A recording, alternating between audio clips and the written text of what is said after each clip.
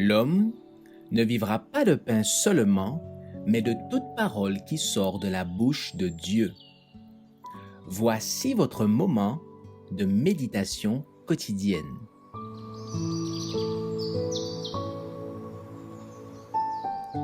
Maranatha. Le 8 juin. Les démons et la loi dominicale. Et il lui fut donné d'animer l'image de la bête, afin que l'image de la bête parlât, et qu'elle fit que tous ceux qui n'adoraient pas l'image de la bête fussent tués. Apocalypse 13, verset 15. La puissance miraculeuse du spiritisme exercera son influence contre ceux qui obéissent à Dieu plutôt qu'aux hommes. Des messages émanant des esprits déclareront que les adversaires du dimanche sont dans l'erreur et qu'il faut se soumettre aux lois du pays comme celles de Dieu. Ils déploreront la décadence des mœurs et affirmeront, après les conducteurs religieux, que cette déchéance morale est le fruit de la profanation du dimanche.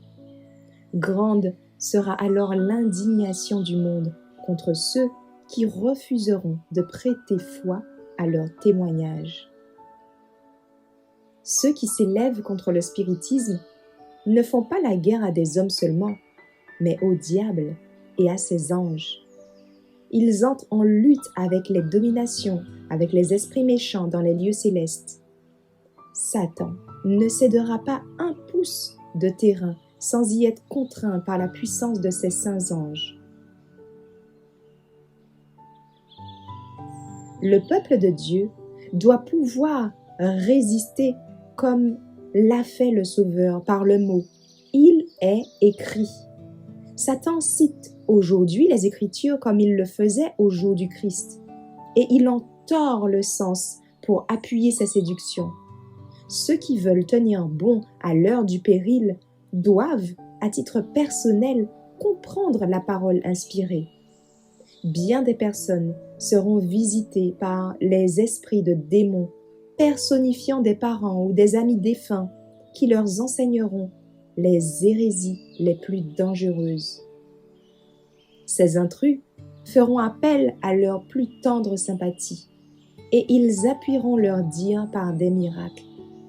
Pour être capable de les repousser, il faut connaître la vérité scripturaire qui nous révèle que les morts ne savent rien et que les revenants sont des esprits de démons.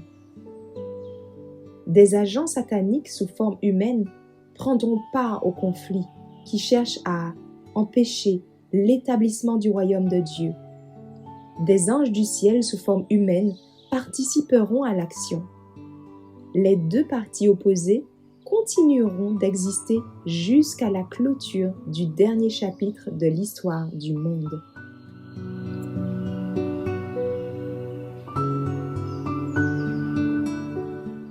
Merci d'avoir écouté cette présentation. Assurez-vous de nous rejoindre demain pour votre moment de méditation quotidienne avec lereste.org.